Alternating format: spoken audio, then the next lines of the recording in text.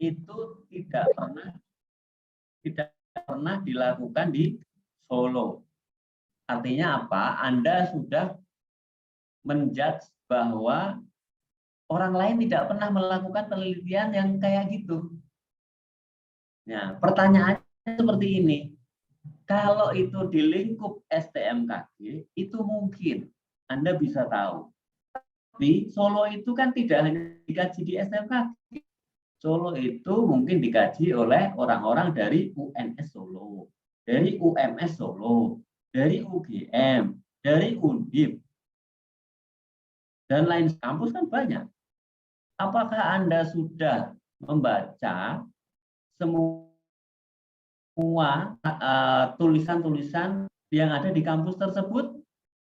Nah, saya pastikan belum. Karena apa? Susah kan? Susah mendapatkan source-nya. Anda tidak pernah pergi ke UNS Solo. Anda tidak pernah pergi ke UMS Solo. Anda tidak pernah pergi ke UGM untuk mengecek bahwa tulisan itu belum ada. Sehingga klaim bahwa penelitian dengan topiknya Anda itu belum pernah dilakukan oleh orang lain, itu menjadi tanda tanya yang sangat besar. Itu ya. Jadi mengandung klaim, nah itu nggak boleh ya. Hati-hati dengan klaim tersebut. Karena orang yang mengklaim itu harus sudah pernah mengecek dengan serius ya. Sudah pernah, saya benar kok ini penelitian itu belum pernah dilakukan oleh orang lain. Saya sudah ngecek di Solo, semua perguruan tinggi di Solo yang terkait dengan topik-topik, misalnya topik-topik kebencanaan tentang kekeringan, berarti dia jurusan MIPA. MIPA mungkin ada jurusan geografi dan seterusnya. Itu saya sudah cek semua dan memang tidak ada. Terus saya juga sudah mengecek di UGM, kampus yang dekat dengan Solo, di Undip yang merupakan kota di Jawa Tengah, kota provinsi di Jawa Tengah. Saya sudah ke sana dan memang tidak ada. Nah, Anda boleh kalau sudah seperti itu. Tapi faktanya kelas Anda kan tidak pernah melakukan hal kayak gitu. Oleh karena itu klaim. Itu sama halnya seperti ini. Ini kita punya teman Mbak Sophia. Mbak Sophia kan tinggal di mana Mbak Sophia? Saya lupa. Halo? Halo, Sophia? Siapa? Tinggal di mana? Izin Pak, sekarang lagi di Pondok Betung Pak. Bukan, asal ini, asal rumahnya, kampungnya. Izin Pak, dari Kepulauan Yapen, Papua Pak. Kepulauan Yapen. Kira-kira nih, apakah cara berpikirnya Mbak Sophia ini bisa mewakili orang-orang di Papua secara keseluruhan? Ya, tidak Pak. Tidak kan? Artinya oke lah kalau mewakili di Kepulauan Yapen ya, itu oke lah karena sebenarnya oke gitu. Tapi untuk keseluruhan Papua yang segitu besar, ya enggak. Jadi kalau misalnya Mbak Sophia, saya tahu semua di Papua, saya kan jadi mikir, sudah kemana saja Anda? Kan gitu. Anda sudah pernah ke Jayapura, ke Memere? Nah, Anda harus membuktikan hal itu. Nah, sama juga dengan penelitian itu seperti itu. Nah, kebanyakan dari kakak-kakak kelas Anda itu di ujungnya itu klaim bahwa penelitian ini belum pernah dilakukan, di sini. Padahal itu hal tersebut itu harus hati-hati karena jangan sampai itu merupakan klaim, karena klaim itu berat. Oke, saya lanjutkan ke materi saya. Saya izin share screen ya, Mbak Anissa. Siap, sudah Pak.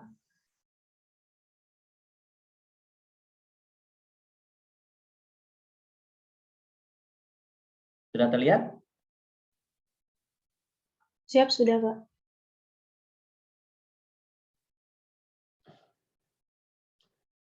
Oke, ini metode penelitian modul 1. Jadi saya ingin membawakan hal yang simpel dulu, adalah bukti ilmiah. Apa yang dinamakan bukti ilmiah? Jadi kalau yang tadi saya bahas itu kan sudah masuk ke topik yang di ujung nanti kita harus lakukan, tapi ini kita masuk ke bukti ilmiah. Nah, di mata kuliah ini itu 2 SKS, terus kemudian ini silabusnya adalah hakikat dan filosofi ilmu pengetahuan. Jadi nanti kita akan agak banyak mikir tentang ilmu pengetahuan kita.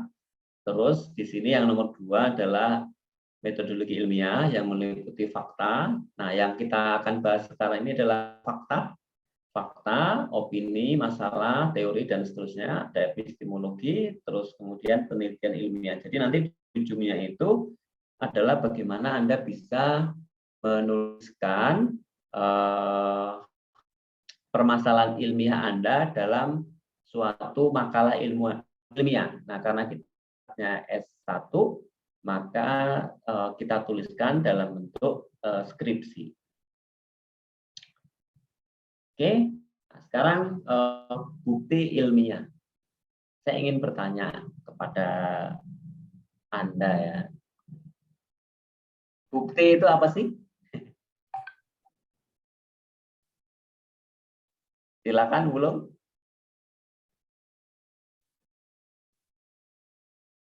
Siap, mohon izin diulangi, Pak. Bukti itu apa bukti? Izin mengkonfirmasi, Pak. Bukti, Pak.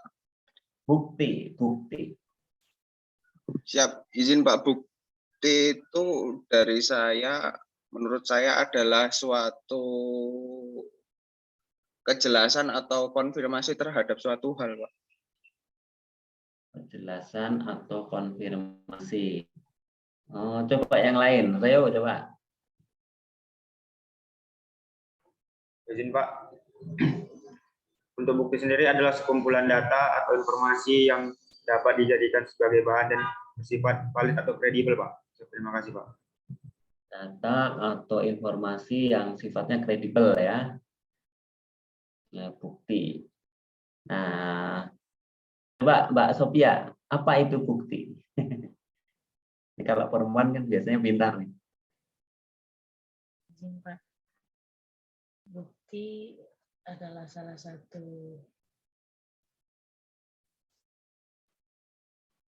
bukti ada dapat meyakinkan sesuatu yang kita lihat. Bukti adalah sesuatu yang bisa meyakinkan gitu, Mbak ya. Iya, Pak. Ya, jadi kalau misalnya cewek buktikan dong, nah, gitu ya. Nah, coba Mbak Anissa. Izin Pak, menurut saya bukti itu sesuatu yang bisa menguatkan suatu pernyataan ataupun mematahkan pernyataan itu, Pak. Bukti. Jadi Terima kasih, Pak. Kalau Mbak Sophia itu ditambahkan lagi yang bisa meyakinkan, bisa menguatkan suatu pernyataan atau apalah gitu ya. Coba satu lagi, Gani.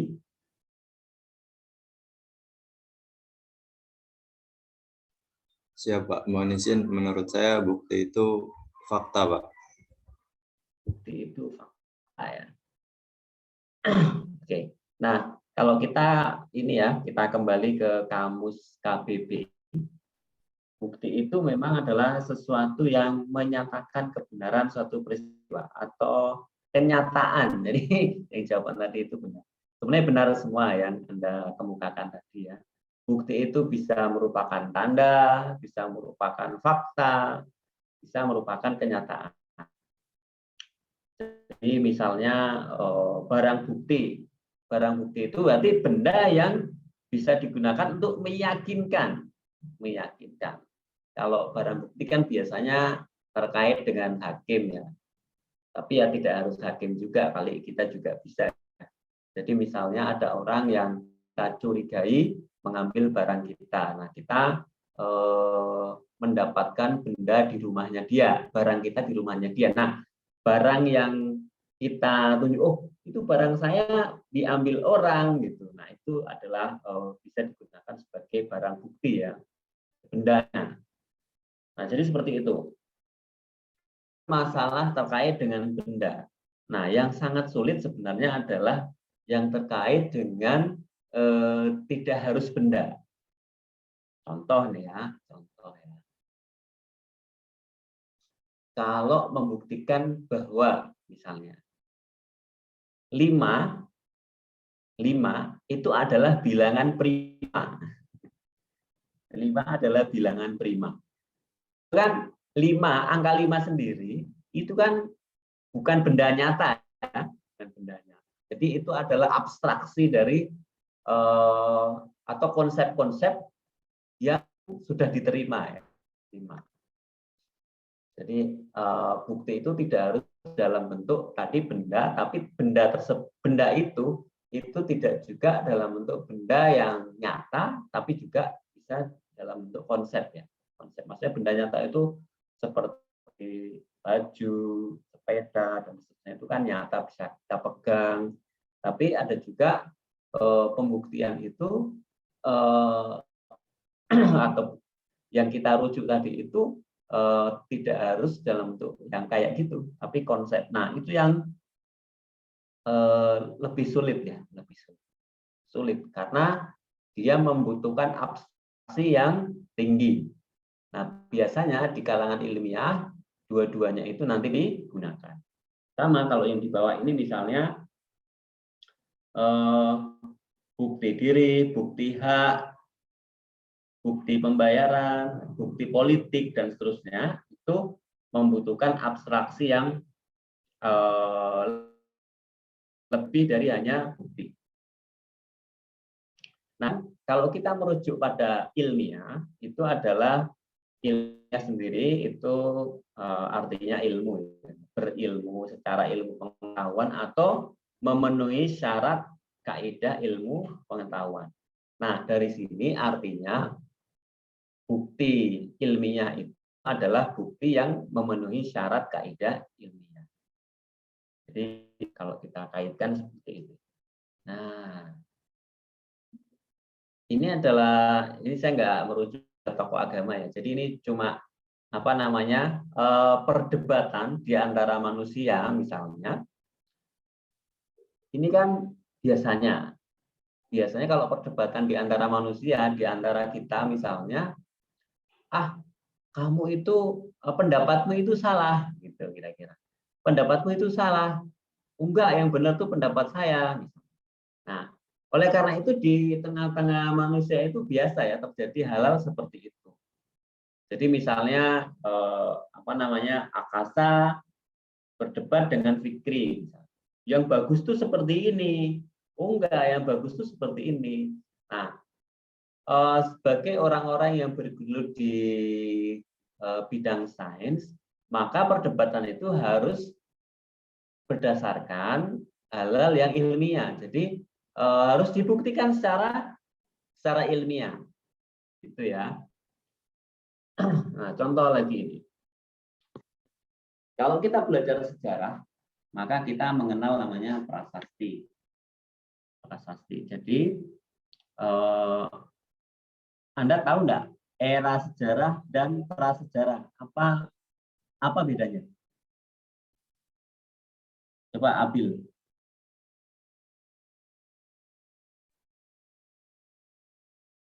Era sejarah dan era prasejarah.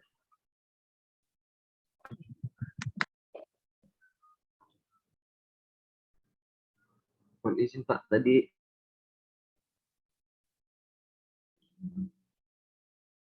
Gimana? izin Pak, tadi tidak terlalu terdengar Pak. Gitu ya. Nah, saya bertanya. Era yang dinamakan di masa-masa sejarah dan prasejarah itu apa bedanya? Era sejarah dan prasejarah.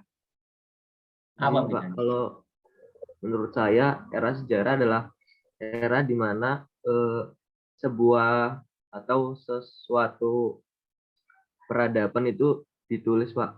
Ada rangkaian catatan fakta-fakta yang telah terjadi, sedangkan prasejarah itu belum adanya catatan-catatan fakta dan suatu data di zaman itu Pak. Mungkin begitu Pak. Ya, jadi kita mungkin jadi sejarah itu di era sejarah dan prasejarah itu batasnya adalah catatan. Jadi tulisan atau peninggalan yang berisi catatan-catatan. Nah, kalau dalam pelajaran kita, catatan-catatan itu kebanyakan kalau di Indonesia itu berupa tulisan-tulisan atau prasasti yang ada di batu. Jadi tulisan yang ada di batu itu namanya prasasti. Nah, prasasti itu banyak, ada batu tulis. Ada yang tahu kira-kira Indonesia itu mulai zaman sejarahnya mulai tahun berapa? Mohon izin Pak, Kira-kira? Ya, sebelumnya saya ingin menyanggah Pak, mohon maaf Pak, tapi kalau sejarah dan prasejarah itu perbedaannya apabila sejarah itu manusia sudah memiliki kebudayaan Pak. Jadi semisalnya pada zaman manusia membuat misalnya ini perunggu yang dikatakan manusia purba atau manusia gua, itu mereka dikatakan sudah ada sejarah Pak. Apabila prasejarah itu yang memang belum ada kebudayaan, contohnya zaman dinosaurus Pak. Apabila yang prasasti itu masuknya di praaksara dan non aksara Pak. Kalau dia sudah tercatat berarti dia praaksara atau belum ada tulisan Pak. Kalau yang sudah ada tulisan maksudnya. Kalau belum ada tulisan dia praaksara. Siap, terima kasih Pak. Oh, coba saya search ya. Saya dulu waktu apa namanya? Waktu sekolah dulu itu. Era sejarah.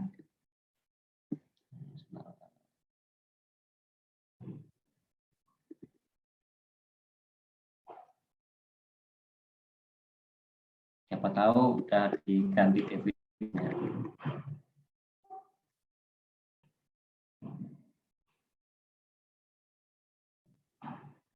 Dari Wiki. Era prasejarah adalah sebutan kurun waktu yang bermula makhluk hominin memanfaatkan perkakas. Jadi artinya prasejarah itu sudah ada perkakas, Mas. Dan berakhir ketika sistem tulis. Artinya selesai pada saat sistem tulis. Oleh karena itu, prasejarah disebut zaman praaksara. Artinya apa yang saya sampaikan juga tidak salah, kan? Gitu. Oke, nanti coba Anda refresh. Tapi intinya saya tidak akan membahas era itu karena ini bukan pelajaran sejarah. Tapi seperti yang ada di tulisan Wiki tadi, jadi sepertinya ya kayak gitu ya. Nah, di Indonesia sendiri seringkali mulainya itu kan sekitar tahun 400. Karena di sana mulai ada prasasti di Kalimantan Timur kalau nggak salah, yaitu Kerajaan Mulaman. Terus yang setelahnya itu prasasti di Bogor, namanya prasasti batu tulis atau apa ya, itu Kerajaan Tarumanegara. Jadi saya juga sebenarnya penyuka sejarah ya. Nah, jadi era itu sekitar tahun 400-an. Dan antara jarak dari Kerajaan Tarumanegara ke kerajaan yang ada di Bogor itu sebenarnya jaraknya cukup jauh.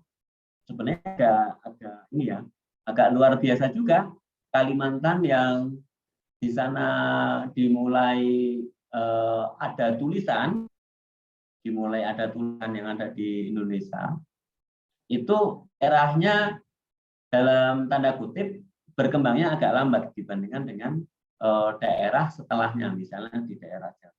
Karena biasanya tempat-tempat yang memulai sejarah lebih dulu itu biasanya tempatnya itu cenderung lebih ramai. Contoh misalnya kalau di daerah Jawa misalnya itu memang seperti daerah juga ada yang musnah ya. Jadi seperti Mojokerto itu katanya kan tempatnya Majapahit. Jadi pusat pemerintahnya kemudian berpindah ke daerah Pajang. Nah itu apa namanya cenderung lebih ramai. Makanya kalau kita melihat peradaban dunia, misalnya ada di Mesir, di Cina, ada di India, itu memang tempatnya ramai dan mereka biasanya sangat bangga dengan kebudayaan mereka. Jadi kebudayaannya itu sudah established, sudah mapan banget. Nah, itu kan kalau mereka sudah sejak ribuan tahun yang lalu. Kalau di Indonesia ini kan anggap seperti yang ditulis di dalam banyak buku sejarah sekitar tahun 400-an, berarti kita ini sebenarnya baru ya. Baru. Nah, oke, saya skip tentang pengetahuan itu. Kita akan tidak bahas itu. Nah, saya ingin bertanya kepada Anda. Ini sebelah kiri, ini Anda bisa cerita, ini gambar apa? Silahkan Fikri.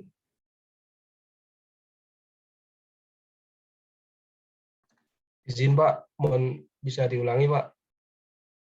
Ini gambar yang di sebelah kiri, ini ada gambar kan 3 nih.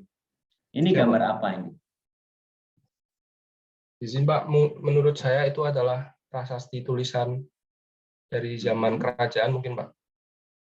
Yang ditulis di atas batu Pak. Anda membacanya?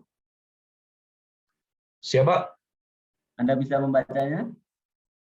Siap. Tidak Pak. Tidak, sama berarti.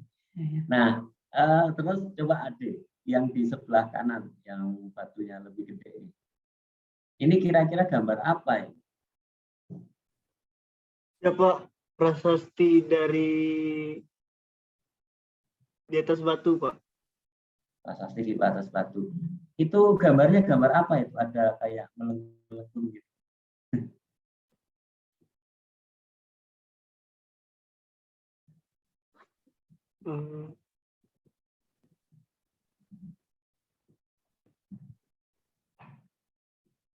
Izin Pak, tidak tahu gambarnya Pak. Tidak tahu ya, saya juga tidak tahu. Kalau yang bagian bawah, coba Ili.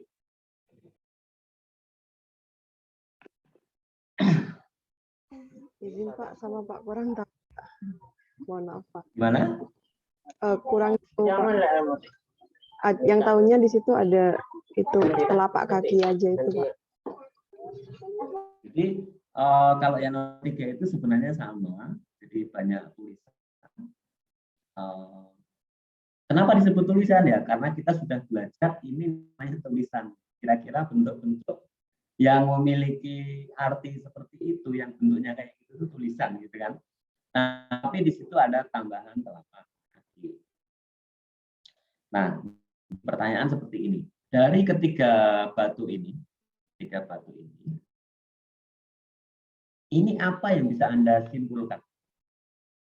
William. Apa yang bisa Anda tarik kesimpulan? Yang sudah pasti benar.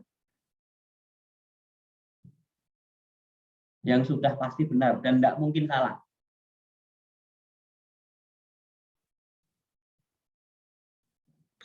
Izin Pak. Kita bisa meragukan. Ya, silakan. Keduanya punya kesamaan, sama-sama ditulis di benda yang keras biar tidak menghilang Pak, atau tetap ada dalam jangka waktu yang lama. Saya terima kasih Pak. Jadi ada tulisannya itu ya. Satu, ada tulisannya. Oke, pasti benar kan? Semua sepakat? Teman-teman sepakat ada tulisannya? Siap, sepakat Pak. Siap, sepakat Pak. Satu, itu fakta ya. Terus apalagi yang bisa tarik kesimpulan tidak mungkin salah? Apalagi? Izin Pak, sama-sama menceritakan sejarah mungkin Pak. Sama-sama menceritakan sejarah. Oke, apakah sepakat semua? Ya Pak, sepakat Pak. Ya Pak, sepakat Pak. Tidak Pak. Oke, gimana Bimbit? Seingat saya prasasti itu yang Tarumanegara itu apa jejak kaki itu tentang dewa, Pak. Jadi dia kurang berhubungan dengan ini sejarah. Siap, terima kasih, Pak. Oke ya, menarik. Jadi teman-temannya Bim ini apa namanya menceritakan tentang sejarah. Nah, kemudian Bim Putra bilang, oh enggak, ini yang ada telapak kakinya ini enggak seperti itu gitu. Nah, dari situ sebenarnya apa namanya, saya bisa menyanggah keduanya. Contoh nih ya, Anda bisa menyatakan bahwa ini menceritakan sejarah. Saya ingin tanya, memang Anda tahu nih arti tulisan ini? Ada yang Enggak tahu sih, Pak. Tahu. Berarti tadi teorinya kalian semua gugur, termasuk ini menceritakan telapak kaki dewa itu gugur semua karena tahu tulisannya. Kita nggak hidup di zaman itu. Nah, kalau saya tambahkan, yang pasti benar karena ini ada tulisan, berarti ada yang menulis. Pasti benar tidak? Benar, Pak. Ya, benar, Pak. Iya, Ya, benar, Pak. Pasti benar kan itu. Nah, sedangkan isinya itu kemungkinan orang-orang arkeologi yang belajar bahasa-bahasa kuno itu mungkin juga mengerti ya. Tapi seringkali alur ceritanya itu yang mereka bisa saja bias. Misalnya mereka tambahkan sesuatu menurut itu bisa itu.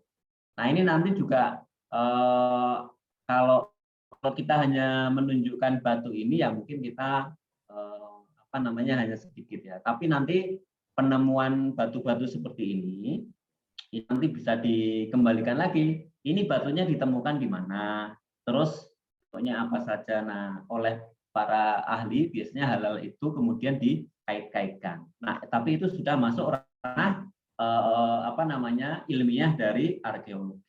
Tapi kalau dari gambar ini saja, artinya kan ada tulisan, ada yang menulis. Berarti di daerah situ sudah pasti ada manusianya. Betul tidak? Apakah hewan bisa menulis kayak gini? Siap, tidak, Pak. Tidak, Pak. Siap tidak, Pak. Yakin kan? Siap, yakin, Pak. Nah, apalagi yang ada telapak kakinya kan? Telapak kakinya itu. Itu nanti bisa Anda, oh itu jari-jarinya ada 5 dan seterusnya. Oke, itu yang sudah pasti benar, faktanya itu kayak gitu. Jadi sudah pasti ini adalah bentuknya tulisan, ada yang menulis itu sudah pasti benar. Sedangkan cerita-cerita yang terkait di dalamnya, misalnya prasasti kayak gini, misalnya prasasti yang telapak kaki itu kan diceritakan banyak sekali. Ini wangsa ini, apa namanya? Ya kita mengikuti apa yang sudah disampaikan oleh para ahli. Nanti di kalangan para ahli sekalipun, nanti kadang-kadang ada perbedaan. Karena mereka itu perbedaannya ya karena memang sudah mereka tafsirkan. Nah, contoh kalau ini kan di zaman kita ya, di zaman era bapak-bapak kita lah ya. Nah, kalau dari sini Anda sudah pasti tahu isinya kan? Kecuali mungkin yang bawah, kalau yang lain kan bahasa Indonesia. Nah, yang paling pinggir sebelah kiri itu berarti bahasa Inggris. Berarti mungkin Anda harus lebih banyak mikir. Ini prasasti yang ditulis di Perang Dunia Kedua. Nah, kalau dari fakta yang atas, ini kita tidak tahu ceritanya, sedangkan yang bawah kita tahu ceritanya. Kenapa kita tahu ceritanya? Karena kita masih menggunakan bahasa yang sama, tulisan yang sama. Kalau yang atas ini, walaupun seperti tulisan Jawa. Oh iya, Bim belajar bahasa ini enggak? Aksara Jawa tidak, Bim? Siap tidak, Pak? Tidak ya. Kalau di daerah Jawa tidak ada aksara Jawa ya? huruf apa? Huruf sebelum apa?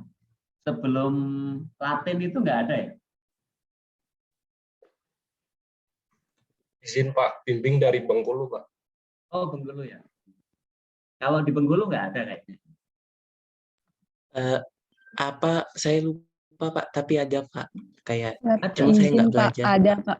Di Bengkulu ada Oh, Pak. bahasa itu tulisan apa berarti? Izin Pak, izin menjawab itu namanya dikenal Kaganga Pak. Apa? Aksara Kagama. Kaganga Pak.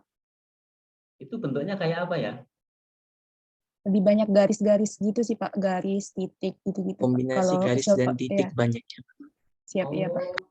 Mungkin kayak huruf lontara yang dari Sulawesi itu ya? Izin Pak, kalau yang dari Sulawesi saya kurang tahu Pak. Gitu. Saya kebetulan pernah ke Sulawesi, jadi itu pakai huruf lontara. Jadi hurufnya itu garis dan titik ya. Garis dan titik. Tidak ada melengkungnya. Nah, kalau maksudnya gini, kalau kita tidak semasa dengan yang menulis ini, maka kita akan kesulitan ya mendapatkan ceritanya. Seperti yang ini yang sebelah kiri, itu mungkin kayak huruf Jawa ini yang cuma saya nggak terlalu jelas. Dengan huruf Jawa pun saya juga agak kesulitan membacanya juga, apalagi seringkali berbeda masa itu berbeda penyebutan. Anda pernah ini enggak? Ada yang pernah membaca tulisan misalnya gini, uang itu kan tulisannya UANG. Kalau zaman Pak Soekarno dulu itu uang itu tulisannya OEANG, uang. Pernah baca itu kan? Nah, Anda biasa nggak baca tulisan-tulisan di mungkin tahun 60, 70? Pernah membaca? Ya, pernah, Pak. Ya, pernah, Pak. Gampang atau susah bacanya? Izin Pak, untuk awal sulit karena ada beberapa huruf yang diganti penggunaannya Pak. Tapi lama-kelamaan tahu jadi bisa Pak. Sudah harus familiar dulu ya, harus terbiasa dulu, baru nanti Anda kemudian bisa membaca dengan nyaman kan. Itu baru cara membacanya. Belum nanti cara pengungkapannya. Jadi setiap daerah itu punya pengungkapan yang berbeda-beda dengan adat yang berbeda-beda. Misalnya seperti ini. Kalau orang Jawa biasanya ya orang memanggil yang lebih tua itu kan biasa tidak langsung panggil nama. Kan? Misalnya Bim-Bim ini lebih tua dibandingkan dengan Gani misalnya. Nah Gani itu kalau manggil langsung nama, itu kalau orang Jawa itu kurang sopan. Nah, hal-hal seperti itu kan tidak juga di tulisan ya. Itu terungkap juga membutuhkan sebuah pengetahuan tentang kondisi sosiologis.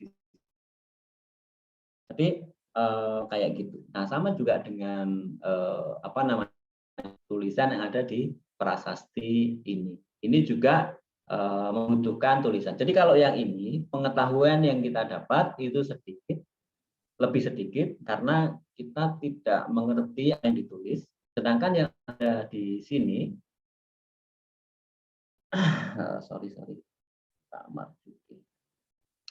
itu sudah kita sudah mengerti ya, sudah mengerti ini yang tanda tangan. Namanya Soeharto. Terus ditandatangani tahun 29 September 83. Terus Soeharto itu kedudukannya adalah Presiden Republik Indonesia. Terus ini prasasti ini berarti ada di Museum Perangko Indonesia, Taman Mini Indonesia Indah. Jadi banyak hal yang bisa kita gali dari tulisan ini kalau kita tahu. Nah ini fakta kan, tapi ada orang menganalisis macam-macam dari fakta-fakta ini, analisisnya bermacam-macam. Misalnya, oh itu Pak Soeharto waktu ke sana itu dalam rangka pencitraan, misalnya gitu. Itu kan nggak ada di sini, nggak ada di sini. Tapi orang menuliskan sejarahnya orang itu nanti ditambah-tambahi atau gimana. dengan pengetahuan dia di masa itu. Oke, selanjutnya. Nah, oke, ini latihan ya, latihan. Ini kita terkait dengan fakta. Coba Fatahillah Raymond, kalau dari yang ada di gambar ini, kira-kira informasi apa yang bisa Anda peroleh? Baik Pak, mohon izin Pak, terlihat dari gambar dapat dikatakan bahwasanya ini adalah sebuah batu nisan yang dapat memberikan sebuah artian kata. Di sini kita mengetahui bahwasanya seseorang ini telah meninggal dan memiliki nama ini dan lahir pada tanggal sekian dan wafatnya tanggal sekian Pak. Siap, terima kasih Pak. Oke, ada lagi yang bisa digali dari informasi di nisan ini? Ada lagi yang bisa menambahkan? Mohon izin Pak, izin menambahkan Pak. Ya, silahkan Alif. Izin tadi sudah dijelaskan bahwa kita bisa melihat nama dan tempat tanggal lahir beliau. Kemudian bisa dilihat di atas ada kaligrafi yang menunjukkan agama. Kemudian ada nama bin yang menunjukkan orang tua, berarti nanti bisa dilacak silsilah keluarganya. Kemudian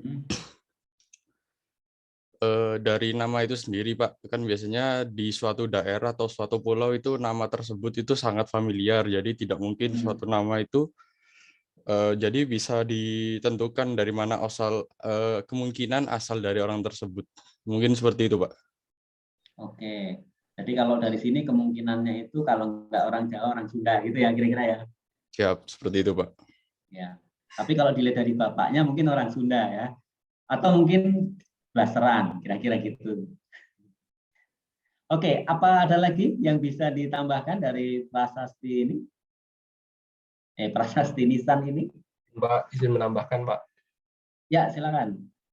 Izin Pak, mungkin tambahan dari saya, orang ini pernah mempunyai gelar Pak. Sudah itu aja Pak. Nah, dari gelar ini Anda tidak bisa menyimpulkan apapun? Izin Pak, izin menambahkan Pak. Ya, silakan. Biasanya untuk perihal batu nisan ini beragam Pak. Jadi kita mengetahui derajat orang tersebut bagaimana kehidupannya di masa yang lampau Pak. Siap, terima kasih Pak. Wah, itu membutuhkan pengetahuan yang lagi. Kalau dari ini saja, tadi kan ada ini ya, ada gelarnya. Jadi kalau dari sini sudah jelas ya, dia pernah naik haji, kan, ditulis haji. Berarti pernah naik haji. Jadi pernah ke luar negeri kan? Pernah ke Mekah lah, paling enggak. Terus kemudian SE, artinya orang ini pernah kuliah. Betul nggak? Ya, betul Pak. Ya, kira-kira Anda nanti melihat data itu ya harus sejeli ini. Jadi mungkin di antara kalian melihat data itu datanya satu. Datanya satu. Ini kan satu nisan kan ya. Anda melihat sama-sama kita melihat satu nisan, tapi dari nisan ini kita bisa menggali banyak hal. Dari agamanya, dari namanya, asalnya, terus kemudian lahirnya di mana, wafatnya di mana, kapan, terus dia mungkin pernah pergi kemana. Kalau dari sini kan sudah jelas dia pernah pergi ke luar negeri, dalam tanda kutip ke Mekah misalnya. Nanti kalau Mekah itu singgahnya di mana, kita nggak ada informasi di sini. Karena haji berarti ke Mekah dan Madinah.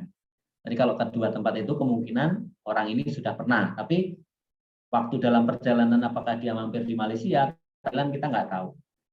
Tidak ada informasi yang bisa digali dari ini. Tapi kalau ke Mekah Madinah, kita bisa menyimpulkan oke. Terus kemudian dia pernah kuliah. Entah kuliahnya mungkin di UI, ITB, atau yang lain, kita nggak tahu. Nah, kira-kira nanti kalau Anda melihat data klimatologi, data meteorologi, klimatologi, dan yang lainnya, Anda juga harus memiliki kepekaan terhadap data tersebut. Jadi banyak orang lihat, apa ya topik saya? Ya mungkin karena Anda melihat datanya cuma dari data yang Anda lihat itu informasi yang Anda dapatkan cuma sedikit gitu. Tapi kalau orang yang jeli, Anda bisa mendapatkan hal-hal yang banyak. Tadi yang mungkin di balik ini tadi mungkin bentuk nisan seperti ini mungkin khas mana, mungkin khas Purwakarta, Kuningan. Nah, kita kan yang itu dibutuhkan pengetahuan yang lain. Ini ya dari pembuktian ini memang banyak ya. Nah, sama juga dengan ini setelahnya. Jadi Anda sudah pernah membaca ini ya dari sejak SMP, SMA. Anda kan pernah belajar banyak hukum fisika. Ada hukum Newton, ada hukum Weis-Ballot, ada hukum Gay-Lussac, ada hukum Archimedes dan seterusnya. Nah, menjadi pertanyaan saya seperti ini.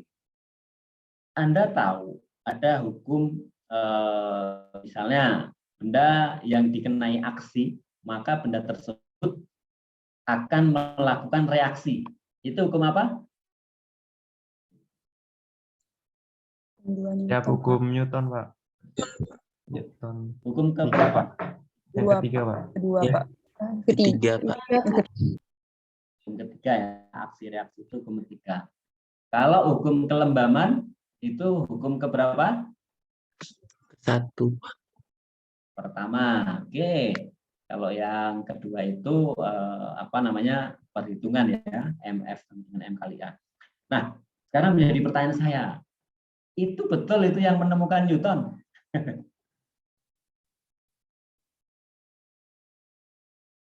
Buktikan kalau hukum itu yang menemukan Newton, yang menuliskan pertama lah Newton. Gimana? Ada yang bisa nih? Gimana Yusuf?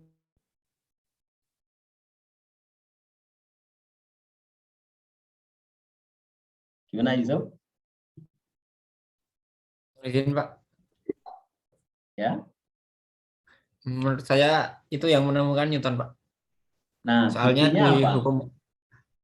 buktinya tuh di hukum-hukum lain tuh yang menemukan pertama juga namanya itu gimana ya, Pak? Maksudnya yang namanya itu pasti dicantumkan. Misalnya hukum Archimedes itu kan yang menemukan Archimedes. Gitu, Pak. Tidak semua loh, tidak semua yang menemukan itu diberikan nama yang sama. Kadang-kadang itu idenya dulu, terus kemudian yang menuliskan itu orang lain, terus kemudian itu diberi nama orang sebelumnya, itu juga ada.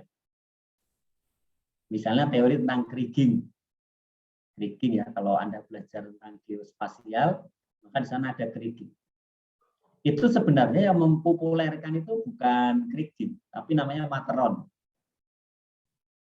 Tapi idenya dari insinyur yang namanya Crick, orang Perancis. Jadi tidak selamanya seperti itu. Kan bisa saja, ini Newton ini ngaku-ngaku doang. Kalau saya bilang gitu gimana? Newton ini ngaku-ngaku doang, kemudian banyak pengikutnya. Enggak, saya bilang gitu.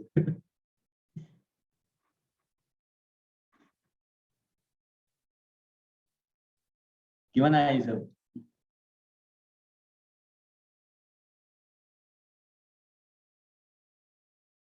Sama. Nah, sekarang jadi polemik kan seperti ini ya. Contoh yang paling update. Sekarang itu kan kemarin baru heboh yang mengenai peristiwa serangan 11 September 1 Maret. Nama Pak Harto hilang. Katanya saya nggak tahu, nggak pernah baca ya. Nah, itu kan jadi sesuatu. Jadi penulisan itu sesuatu itu memang butuh bukti.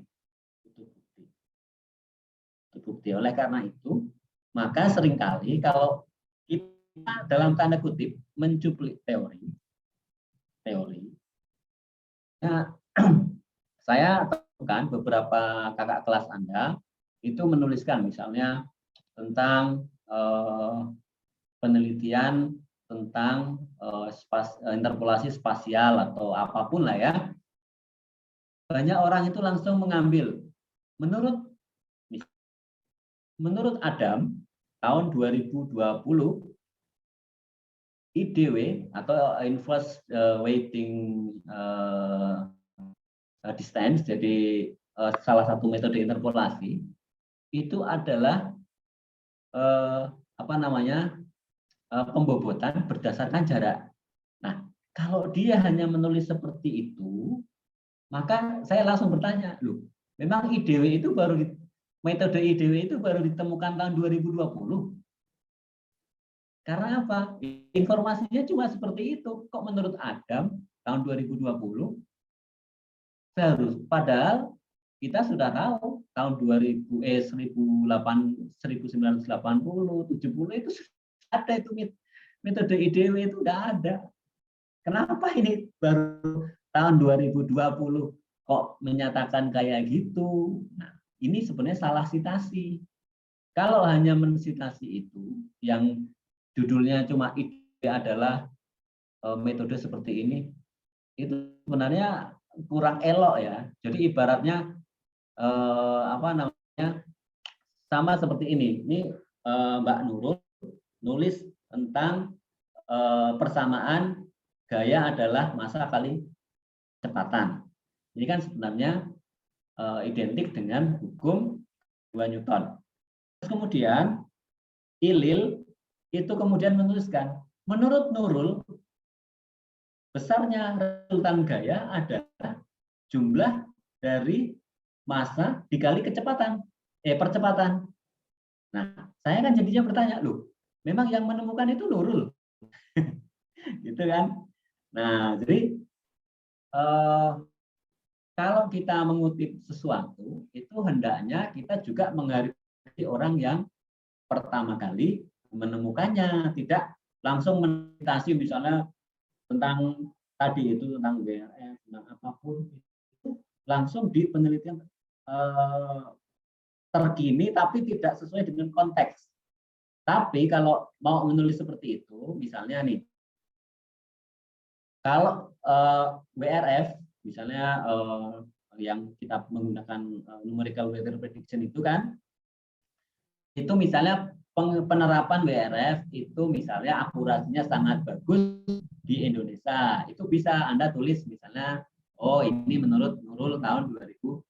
Artinya apa? Bukan Nurul yang menemukan metode WRF itu, tapi Nurul sudah membandingkan metode WRF dengan data-data cuaca di Indonesia dan hasilnya bagus. Ini kata Nurul. Tapi kalau Anda menuliskan menurut Nurul, WRF adalah metode metode numerical weather prediction yang sangat bagus dan kompleks, kan gitu. Jadi sitasi itu juga membutuhkan kepasan ya, etika ya. Etika. Oke, selanjutnya. Nah, ini. Jadi kita menyatakan hukum Newton karena memang didasarkan dari bukunya Newton, yaitu Philosophy of Natural Principles. Jadi dari bukunya Newton ini yang diterbitkan tahun 1686. Anda bayangkan orang yang lahir yang sudah menuliskan, bukan lahir ya, sudah menuliskan buku tentang hukum ini sudah dari tahun 1686. Nah, kita kadang-kadang masih kesulitan untuk memahami hukum itu. Berarti kalau kita kesulitan, berarti kita ini seolah-olah orang yang hidup di zaman sebelum Newton, berarti kira-kira gitu. Jadi alangkah kita ini ke belakang ya.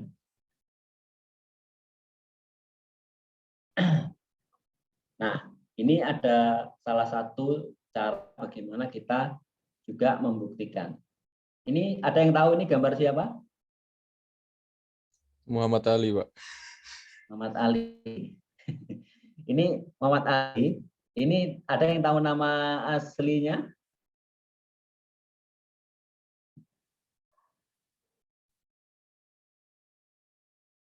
Ada yang tahu nama aslinya?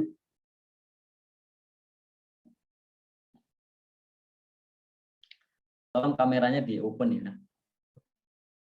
Siap, tidak tahu Pak. Ya, Muhammad Ali itu nama aslinya adalah Cassius Clay. Jadi dia itu lahir sebagai orang Afro-Amerika di Amerika seperti ini. Nah, sekarang jadi pertanyaan seperti ini.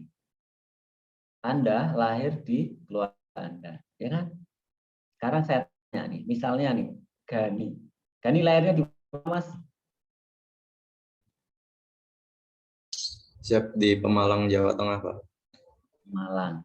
Kamu yakin lahir di Pemalang? Siap, yakin, Pak. Yakin. Apa buktinya? Buktinya berupa akta kelahiran, Pak. Tertulis Pemalang, Jawa Tengah, Pak. Akta kelahiran itu kan bisa ditulis. Bisa saya, misalnya ya, anak saya itu lahir di Purworejo, tapi aktenya itu saya buat di Makassar. Jadi Anda yakin? Apakah itu bisa membuktikan?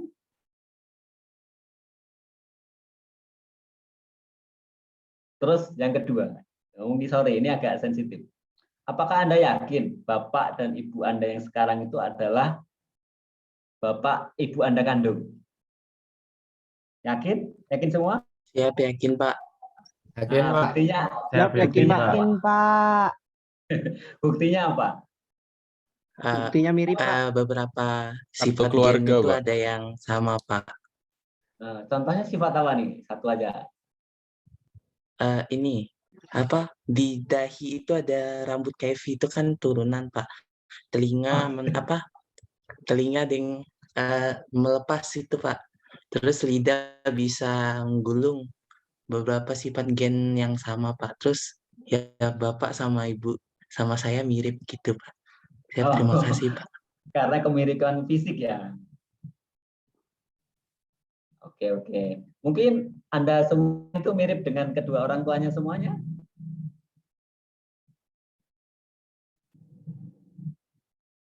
Rio, mirip nggak dengan orang tuanya?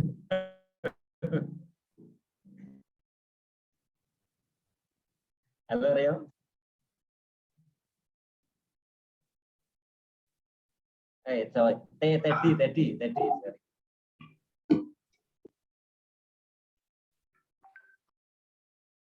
Teddy, Gio, apakah Anda mirip dengan orang tua Anda? Ya, mirip Pak. Mirip ya? Mirip betul Mirip, Pak. atau mirip sedikit? Mirip Pak. Mirip sama ibu saya. Sama Bapak nggak mirip? Sama bapak sifatnya aja mungkin Pak. Oh gitu. Nah, jadi begini, saya ingin cerita. Saya punya sepupu. Sepupu saya itu menikah lama. Jadi karena dia itu belum punya anak, akhirnya dia itu ngambil anaknya orang. Nah kebetulan yang diadopsi dia anaknya lain suku. Nah kalau sepupu saya kan orang Jawa, dia mengadopsinya itu orang Dayak. Nah terus di waktu adopsi itu saya kurang tahu ya, kayaknya ada klausul bahwa bapak ibunya itu ya enggak boleh ke situ. Pokoknya kayak inilah membatasi atau melarang agar interaksi dengan orang tua kandungnya sendiri. Jadi anak itu memang dipelihara dia itu sejak bayi, sejak umur sekian bulan, masih kecil sekali. Nah sekarang tumbuh besar. Nah kebetulan ibunya ini juga putih. Orang Dayak kan kebanyakan putih. Ibunya, sepupu saya ini putih. Jadi dia bilang ya mirip, putih tinggi juga gitu. Nah si anak tadi ini juga sebenarnya mirip dengan ibu adopsinya. Nah Anda bayangkan, seandainya si anak tadi itu tidak dikasih tahu. Jadi misalnya di akte itu sudah karena diadopsi dari bayi, jadi aktenya itu atas nama orang tua ininya, orang tua adopsinya. Nah, kira-kira si anak tadi itu kalau saya tanya, kamu anaknya siapa? Oh, saya anaknya Ibu X dan Bapak Y. Kan gitu. Dan dia pasti ya yakin sekali. Nah, oleh karena itu dari sini sebenarnya itu butuh pembuktian. Nah, pembuktian itu bisa jadi dari surat. Tapi ya surat sendiri itu bisa direkayasa ya. Jadi kayak tadi saya punya anak, anak saya lahirnya di Purworejo karena waktu itu saya masih kuliah di ITB. Lalu aktenya itu karena saya kakaknya tidak pindah, jadi aktenya itu saya buat di Makassar. Jadi kalau saya mau nakal bisa aja saya buat tempat tanggal lahir Makassar, itu bisa saja. Jadi sangat memungkinkan hal tersebut itu terjadi kalau hanya berdasarkan dari surat. Anda kan pasti sering dengar ya bahwa ada sengketa tanah itu kan surat kepemilikan tanah itu walaupun itu menjadi salah satu bukti, tapi itu juga mudah direkayasa. Nah, kalau dari pernyataan tersebut, kira-kira bukti apa yang bisa menjamin bahwa misalnya nih Mas Fahmi itu betul-betul lahir dari anak dan ibunya yang sekarang? Bukti apa yang kira-kira bisa menjamin, Mas, bahwa itu betul?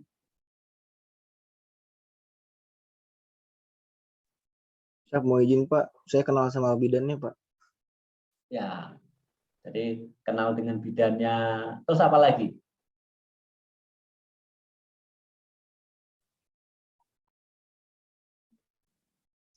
Informasi tadi Pak kayak Degani ada akte, walaupun kata Bapak akte bisa ditulis, tapi saya yakin Pak, saya anak dari kedua orang tua saya. Ya, tapi kalau saya ya lebih meyakinkan lagi itu adalah informasi yang berasal dari tetangga kanan kiri. Jadi dari bidan itu termasuk yang sangat kuat ya. Jadi misalnya ada bidan gini, oh dulu waktu Mas Fahmi, kamu dulu waktu lahir itu ibumu tuh kasihan sekali loh, gendong kamu, jalan sana jalan sini tuh kasihan banget. Makanya sampean harus ya berbakti sama ibu sampean kan gitu ya kan. Nah itu sebenarnya salah satu saksi yang bisa kita jadikan bukti ya. Nah hal yang lain itu adalah tetangga. Kalau saya ya karena memang tetangga saya cerita kalau saya itu anak dari bapak ibu yang saya sekarang, itu tetangga saya ceritanya sejak saya bayi juga mereka tahu gitu. Lahirnya di mana, bagaimana kondisi bapak ibu saya, makanya saya yakin gitu. Karena biasanya ya om-om saya itu banyak yang nggak punya surat kenal lahir, itu nggak punya. Jadi akte itu nggak punya. Jadi kalau jangan bayangkan semua itu ada seperti masa kita. Coba Anda tanya mbah-mbah Anda, kakek-kakek Anda, banyak yang nggak punya surat lahir. Makanya termasuk bapak saya, kalau saya tanya, Pak lahirnya di mana? Dia menjawab, saya lahir di Banjarmasin. Bapak saya lahir di Banjarmasin. Kapan? Ya kira-kira tahun 49. Jadi hanya sekedar itu. Jadi bapak saya tidak punya informasi lahirnya tanggal berapa, punya.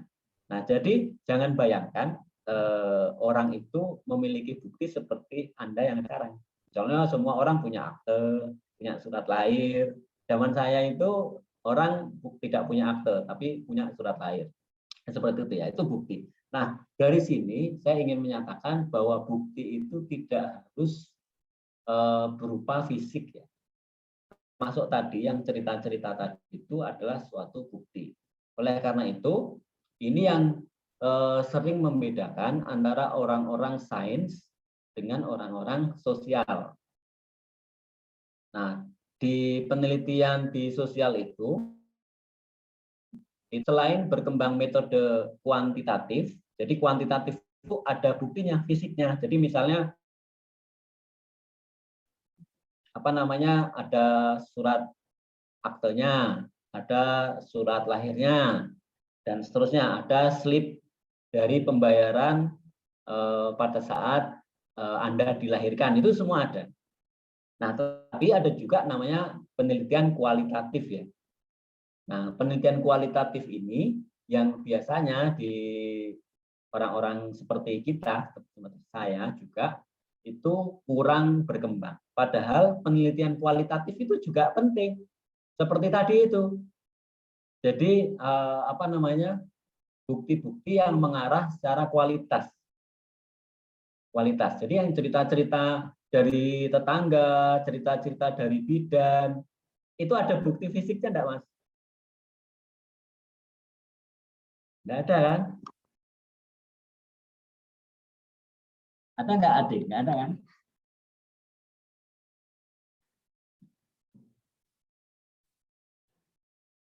Halo?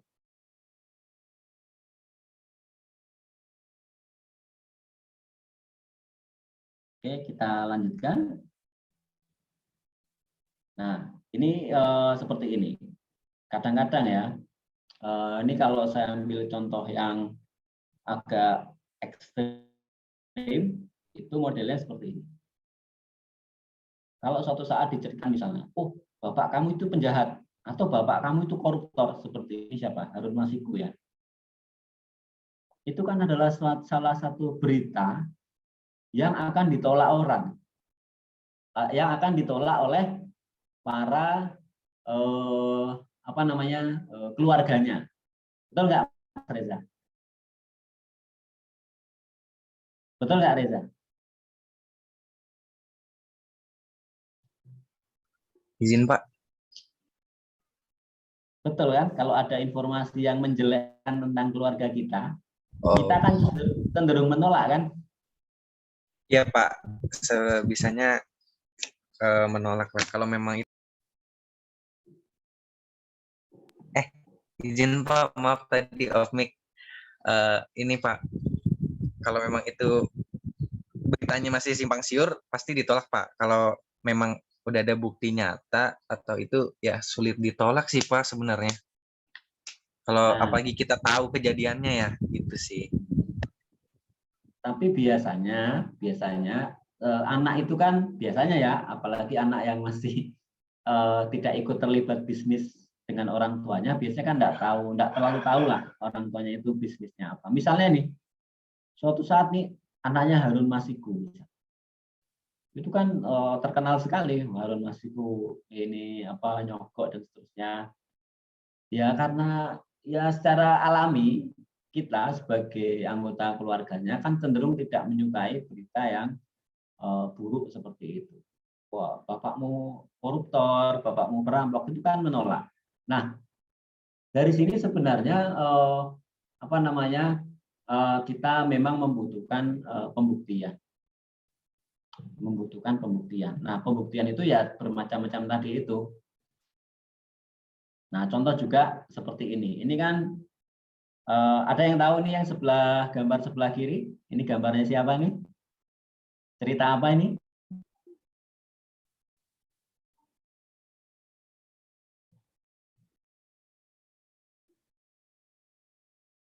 Ada yang tahu? Aduh, lupa, tahu, Pak. Tangkuban, Danau Dari Jawa Tengah siapa?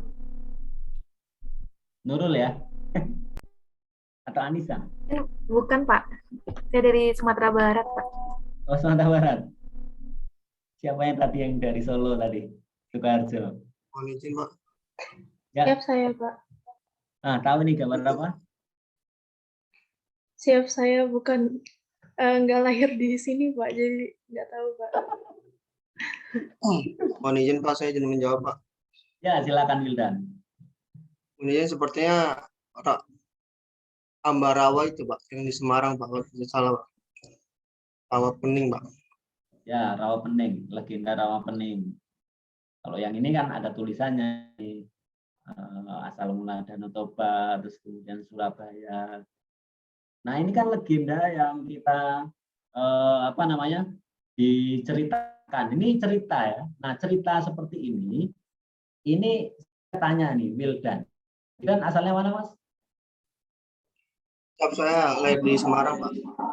Nah, Semarang. Anda yakin peristiwa kayak gini nih ada? Termasuk misalnya yang dari Sumatera Utara misalnya. Betul nggak itu asal mula Danau Toba itu ceritanya seperti yang ada di legenda? Anda yakin? Izin Pak, untuk legenda kan mungkin tadi dari cerita rakyat Pak, mungkin tidak bisa dijelaskan juga dengan buktinya Pak. Tapi kan kalau dari masyarakat Sumatera Utara sendiri itu menceritakannya sebagai pelajaran Pak. Jadi mungkin kalau yakin tidak yakinnya kembali ke orangnya Pak. Seperti itu Pak. Artinya belum tentu juga ya. Pak. Oke. Jadi sama juga cerita-cerita yang lain. Artinya cerita-cerita yang sudah terjadi di masa lampau itu untuk membuktikannya itu sangat sulit. Karena bagaimana tahu ini cerita ada happening, ada apa namanya baru kelinting ya. Baru kelinting, ada juga Danau Toba yang ceritanya luar biasa. Nah, ada juga pergulatan antara hiu, Floro dan Boyo yang Surabaya. Jadi pembuktian itu memang sulit. Tetapi ada juga pembuktian yang apa namanya itu tidak sulit. Nah, ini tergantung dari adat istiadat dari daerah tersebut. Nah, kalau di Indonesia biasanya itu karena kita itu agak sulit ya menyikapi silsilah. Misalnya nih saya tanya, Wildan kan asalnya dari Semarang ya kan? Pak.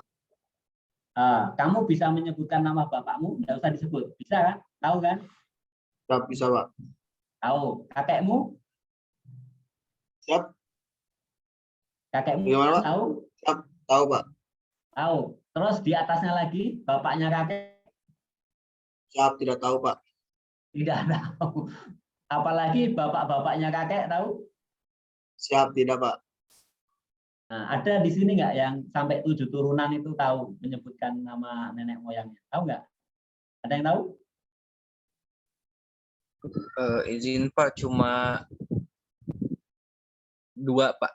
Jadi kakek, bapaknya kakek sama atasnya. Ya, baru sampai situ.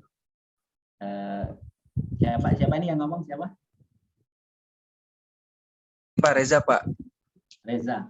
Jadi Reza itu tahu bapaknya, tahu kakeknya, tahu bapak kakek, tahu bapak dari kakek-kakeknya. Bapak Uyut. Berarti sampai level 4 ya Mas ya? Iya. Sampai level 4. Nah, kalau saya juga tahu, saya nama bapak saya, bapaknya, terus saya baru level 3 Mas. Saya level 3. Nah, jadi kenapa? Karena memang di Indonesia budaya budaya cerita itu tidak diteliti sambungannya. Jadi misalnya ada cerita, ini kalau saya cerita, oh itu dulu kakekmu itu kalau mau masuk rumah, asal di rumah itu kan kalau rumah dulu kan ada gedek ya. Di gedeknya itu ada lubang itu bisa masuk, dia bilang gitu. Jadi kira-kira cerita-cerita yang kayak gitu. Nah, itu kan tidak bisa terverifikasi. Tidak bisa terverifikasi. Oleh karena itu, kabar bahwa si A, si B melakukan kayak gini kayak gitu itu tidak bisa terverifikasi. Tetapi ada di tempat-tempat tertentu itu punya budaya seperti itu. Misalnya di daerah Eropa itu penyebutan moyang itu juga cukup bagus. Nah, kalau menurut saya yang paling bagus itu adalah penyebutan cerita-cerita itu berasal dari Arab. Ini saya ambil contoh seperti ini. Misalnya ini contoh meriwayatkan hadis. Jadi hadis itu adalah perkataan Nabi. Jadi perkataan yang sampai kepada Muhammad. Misalnya seperti ini, Qutaibah bin Sa'ad telah menyampaikan hadis kepada kami. Abdul Wahab memberitakan. Jadi apa namanya, ceritanya itu nyambung dari Qutaibah, kemudian Abdul Wahab, kemudian Yahya, kemudian Muhammad, kemudian Al-Aqomar, baru kemudian kepada Nabi Muhammad. Jadi kalau orang Arab itu menceritakan sesuatu itu, misalnya nih, saya menceritakan riwayat tentang nenek moyang saya 7 turunan, itu ada ceritanya dengan cara jelas. Nah, itu ada di Arab. Nah, kenapa kalau di dalam apa namanya, ilmu itu hal seperti ini sebenarnya bisa diterima juga karena ceritanya jelas. Karena ceritanya jelas. Misalnya Alif ini kan dari Malang ya kalau nggak salah. Betul nggak Alif? Halo, Alif Putra.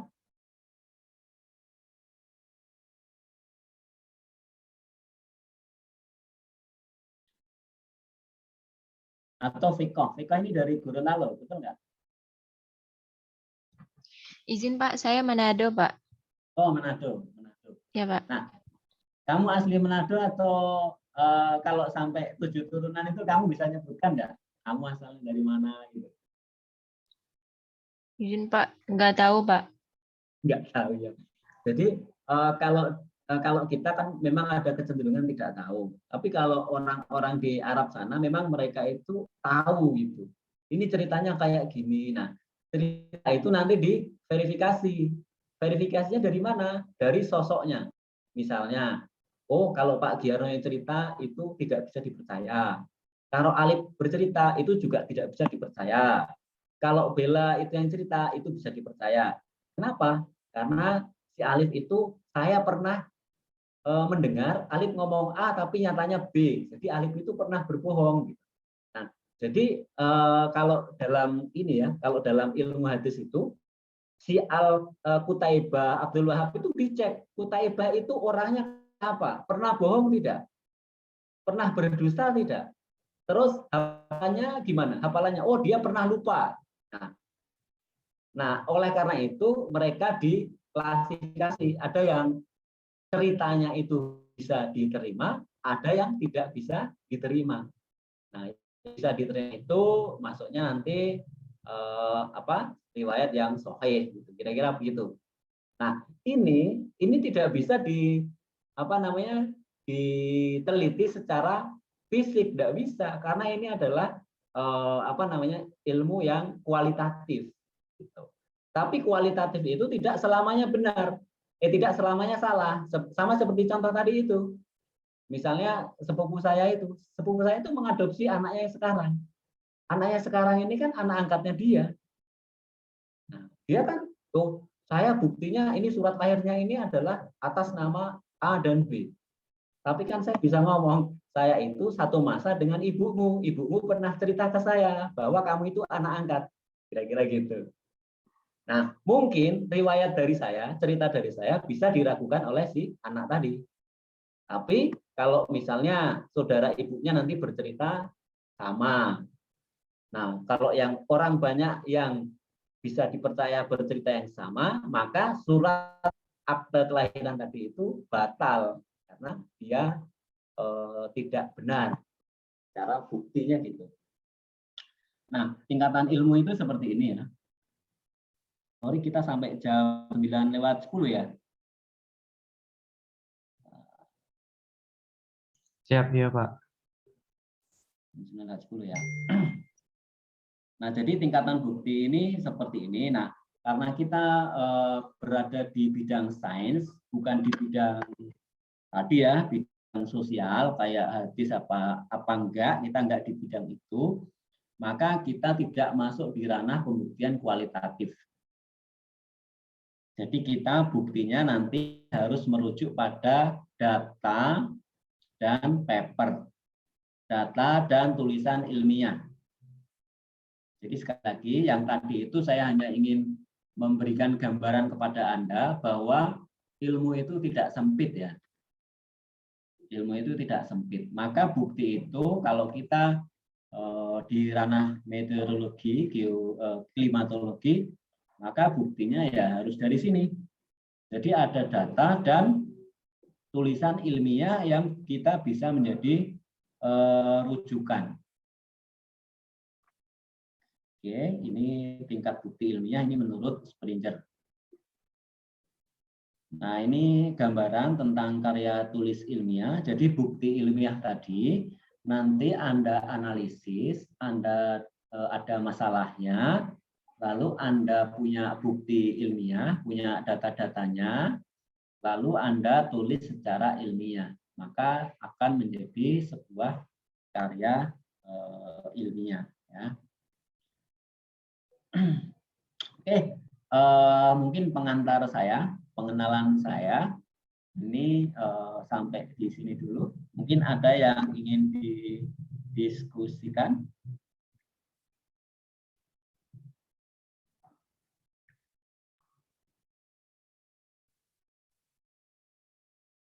Ada yang ingin didiskusikan? Oh ya, kami kemarin rapat ya, jadi kemungkinan kita nanti setiap program studi itu akan punya jurnal. Jurnalnya untuk meteorologi ada, jurnalnya untuk klimatologi ada, jurnalnya untuk geofisika juga ada, jurnalnya untuk instrumentasi juga ada. Nah, untuk terbitan perdana ini, saya dari UP2KM itu diminta untuk menyediakan 5 penelitian terkait dengan masing-masing prodi. Saya kemarin minta, sepertinya kebanyakan itu sudah disubmit ke tempat lain. Jadi nanti kalau Anda punya tulisan ilmiah, Anda boleh nanti ajukan ke saya. Siapa tahu nanti masih bisa dimuat. Jadi misalnya ada tugas kemarin yang belum dipublish, nanti silahkan dikirim ke saya, nanti saya akan seleksi ya, nanti dengan tim editornya akan saya seleksi ya. Saya akan seleksi mana yang kira-kira bisa masuk. Karena ini jurnalnya kan jurnal masih internal kampus, jadi yang mungkin syaratnya tidak terlalu berat ya. Tapi untuk klimatologi saya ingin kalau bisa bahasa Inggris saja langsung. Bahasa Inggris. Kan anak-anak sekarang kan pandai-pandai bahasa Inggris kan. Ya, jadi seperti itu info. Nanti saya tunggu ya sampai kira-kira hari Jumat. Saya tunggu sampai hari Jumat. Kalau Anda punya, kemarin kan sudah ada, Anda kan kuliah sudah cukup lama. Semester 1 sampai semester 6 ini berarti ilmu yang Anda dapatkan sudah banyak ya. Nah, mungkin dari tugas-tugas kuliah Anda itu atau dari PKL yang Anda lakukan itu, Anda mau buat dalam bentuk tulisan ilmiah, nanti boleh nanti disubmit ke kita. Nah, untuk terbitan pertama ini mungkin tidak terlalu berat banget gitu. Jadi paling enggak itu, oh nama saya ada di terbitan pertama. Wah, kan keren juga. Soalnya saya lihat untuk skripsi itu banyak sudah disubmit ke jurnal yang lain walaupun belum sampai terbit juga sih. Nah, karena itu kalian kan kemungkinan belum punya judul proposal dan lain sebagainya. Tapi kan sudah pernah tugas kuliah ya. Misalnya saya dengar dari Pak Amri kemarin udah ada tugas kuliah yang dijadikan paper. Nah, kalian bisa usulkan ke kami, siapa tahu dari situ ada yang bisa terbitkan, kan lumayan. Kan lumayan kan? Setidaknya Anda punya CV publikasi. Saya ingin sedikit infokan, beberapa peneliti luar negeri itu memang sudah menjadi kebiasaan menulis itu sejak mereka dari S1 ya. Jadi tidak harus menunggu S3 doktoral Anda baru menulis, tidak. Jadi sejak S1 itu memang Anda dibiasakan saja untuk menulis. Kalau orang yang tidak terbiasa menulis, itu ibaratnya apa ya? Ibaratnya kita ini zaman prasejarah. Jadi misalnya gini, ini pernah ini ya, pernah kuliah sampai D4. Terus orang bertanya, apa buktinya kamu kuliah D4? Wah, Fikri pinter ngomong tentang klimatologi itu pinter. Ditanya, memang ada jejaknya, ada buktinya kalau kamu kuliah. Nah, ya Fikri kemudian ambil ijazahnya. Ternyata ijazahnya nggak ketemu. Nggak disimpan di mana gitu kan, nggak ketemu. Nah, dari situ kan kesulitan ya membuktikan bahwa Fikri itu pernah kuliah. Walaupun secara verbal Fikri bisa menjelaskan fenomena-fenomena tentang iklim di Indonesia. Tetapi bukti ilmiahnya tidak ada. Oleh karena itu, misalnya nih Akasa ingin mensitasi Fikri. Fikri ini kan bagus nih penjelasannya tentang ini. Tapi saya ingin mensitasi tulisan Fikri. Nah, ternyata Fikri nggak ada tulisannya, tidak ada jejaknya. Akhirnya Fikri ya tidak diakui sebagai pakar. Nah, oleh karena itu di sini saya ingin memperbaiki dari kakak-kakak Anda semester yang sebelumnya. Kalau bisa sejak dari sekarang Anda sudah terbiasa dengan publikasi. Tidak apa-apa, mau dipakai ada, yang penting kalau Anda publikasi, Anda setidaknya punya track record.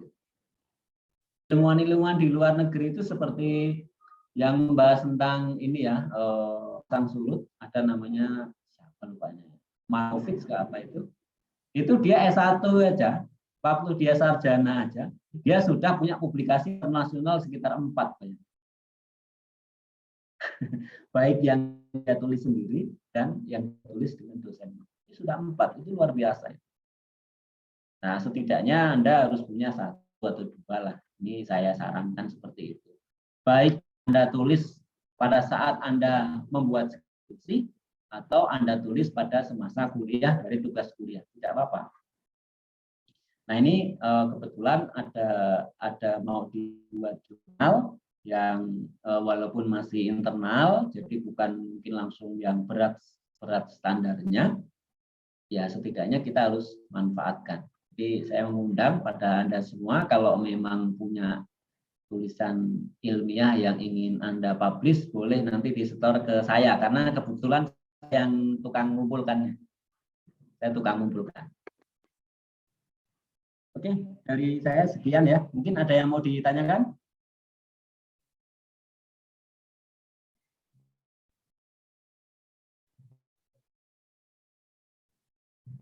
Siapa mungkin tadi belum ada, Pak? Artinya tidak, Pak. Oke, karena tidak ada, maka saya akhiri perkuliahan hari ini. Nanti materinya saya dulu itu kan ada ini ya, ada apa? Kita punya grup kan? Siap, nah, ada, Pak. Ya, kalau bisa grupnya diganti nama saja. Saya materinya saya kirimkan lewat situ. Siapa? Ya, Pak. Coba. Oke, sekian dulu dari saya. Kalau ada kata-kata yang tidak benar, saya minta maaf. Sekian dari saya. Wabillahi taufiq wal hidayah. Wassalamualaikum warahmatullahi wabarakatuh. Semoga sehat-sehat semuanya ya. Waalaikumsalam warahmatullahi wabarakatuh. Terima kasih, Pak. Terima kasih, Pak. Saya live dulu.